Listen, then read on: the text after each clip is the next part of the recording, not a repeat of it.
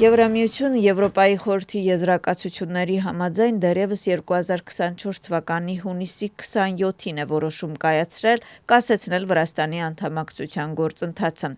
Ասվում է դեսպան Պավել Հերչեսկու նամակում, որը նա ուղարկել է արտաքին գործերի փոխնախարարին։ Այս նամակը թվագրված է 2025 թվականի նոյեմբերի 5-ով, չնայած տարածվել է այսօր։ Հերչեսկու նամակի բովանդակության համաձայն Եվրամիության առաջնորդների քարոզարշավը թե իբր Վրաստանը ինքն է հրաժարվել Եվրամիության անդամակցության բանակցություններ սկսելուց կեղծ է։ Պավել Հերչեսկին գրում է, որ Վրաստանի մասնակցությունը Եվրամիության կողմից ֆինանսավորվող տարածաշրջանային ծրագրերին անվտանգության եւ կազմակերպված հանցագործության ոլորտներում կասեցվել է, այդ թվում այն ոլորտում, որի շրջանակներում Վրաստանը որոշակի հաջողությունների է հասել եւ բազմաթիվ շնորհակալություններ ստացել Եվրամիության ներկայացուցիչներից։ Այսօր մեր երկրում կայունությունը եւ կարծում եմ Վրաստանում կպահպանենք կայուն միջավայրը, ինչը երկրի զարգացման բանալին է։ Այս մասին ասել է Վրաստանի վարչապետ Իրակլի Կոբախիձեն։ Ինչպես նշել է կառավարության ղեկավարը, վերջին մի քանի տարվա ընթացքում երկիրը բազում մարտահրավերների առաջ է կանգնել, հատկապես 2020 թվականի խորհրդարանական ընտրություններից հետո։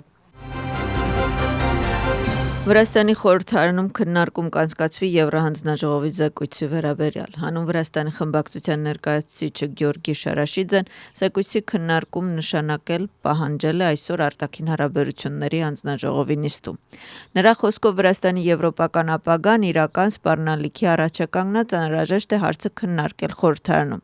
Նիկոլոս Ցամխարաձեն նշել է, որ զարմացած է Եվրահանձնաժողովի զեկույցից, քանի որ ըստ նրա առաջին անգամ զեկույցում նշվել էր փաստեր, որոնք տեղի չեն ունեցել։ Ցամխարաձեն առաջարկել է հանուն Վրաստանի խմբակցության ներկայացուցիչին օգտվել կանոնակարգով ընդդիմությանը տրված իրավունքներից։ Անկախ նրանից դա արտաքին գործերի նախարարության ներկայացուցիչներին հանձնաժողով հրավիրելն է, թե լիագումար նիստում հարցապնդում խնդրելը։ Նրա խոսքով ինքը նույնպես հետաքրքրված է այս հարցի քննարկմամբ։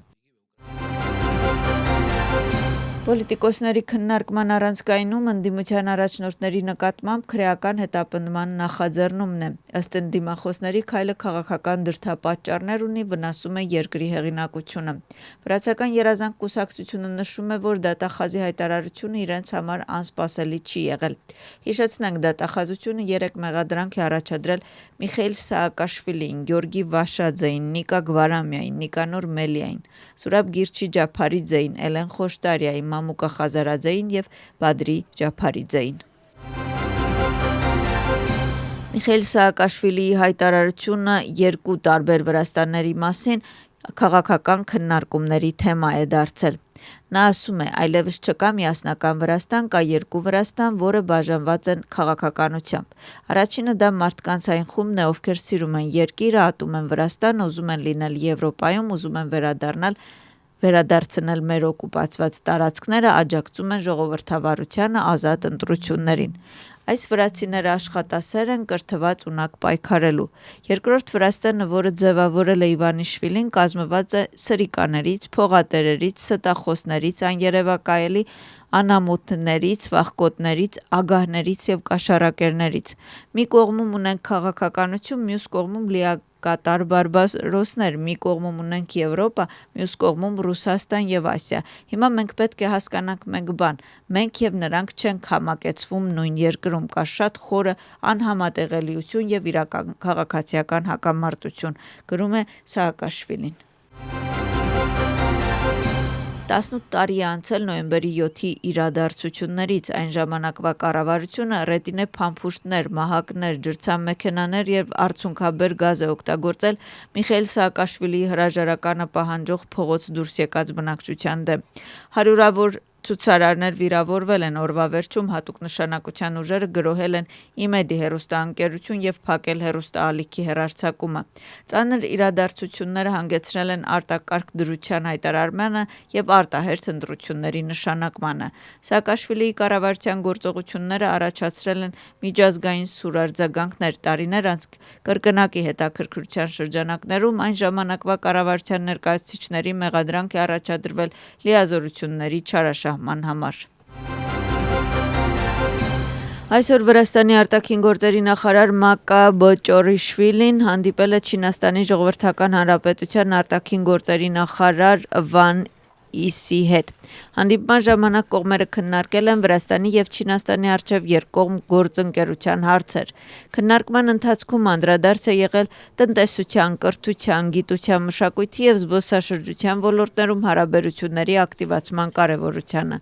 Հատուկ շեշտադրվել է Կովկասյան տարածաշրջանի կարեւորությունը եւ Վրաստանի հատուկ դերը միջին միջանցքի զարգացման գործում։ Քննարկման ընթացքում անդրադարձ է եղել առևտրատնտեսական կապերի դինամիկային, այս համատեքստում ազատ առևտրի համաձայնագրի կարեւորության եւ ապագա համագործակցության հեռանկարներին։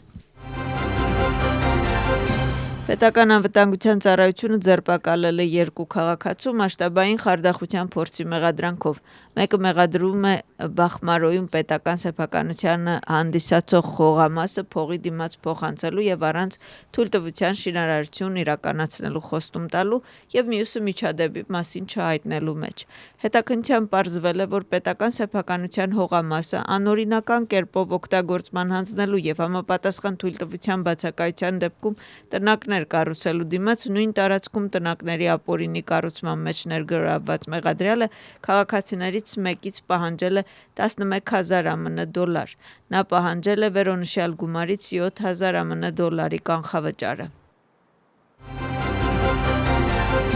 Թբիլիսիի քաղաքային դատարանը խմբակային բռնություն կազմակերպելու մեղադրանքով ձերբակալված Մանանա Գյորգոբյանիին որպես խափանման միջոց դատապարտեց կալանքի։ Դատախազությունը դատարանի նիստում միջնորդեց կալանք կիրառել։ Մեղադրանքը կողմի պնդմամբ կամ վկաներին կեղծելու, ապացույցները ոչնչացնելու եւ հանցագործությունը կրկին կատարելու սպառնալիքներ։ Պաշտպանական կողմը համաձայն չէր դրա հետ։ Գործի նախնական դատական նիստը կկայանա դեկտեմբերի 24-ին։ Դպրոցների առարկայական չափանիշների վերանայումից հետո կմշակվեն նոր դասագրքեր։ Այս կապակցությամբ սկսել են ամփոփիչ աշխատանքային հանդիպումներ, որոնք ըստ կրթության նախարարության անցկացվում են բոլոր շահագրգիռ կողմերի ներգրավմամբ։ Առաջին երրորդյա հանդիպումը, որը ներառում է կոնկրետ առարկայական չափանիշների քննարկում, բացել է նախարարը։ Ինչպես պարզաբանում է նախարարը, նոր դասագրքերի մշակումը կսկսվի չափանիշների հաստատումից հետո։ Աշխատանքային հանդիպումներին մասնակցում են նախարարության, ուսուցիչների մասնագիտական զարգացման կենտրոնի, ազգային քննական կենտրոնի առարկայական փորձագետների, հոգեբաններ, ուսուցիչներ եւ տնօրեններ, կրթական ռեսուրսների կենտրոնների եւ բարձրագույն ուսումնական հաստատությունների ներկայացուցիչներ։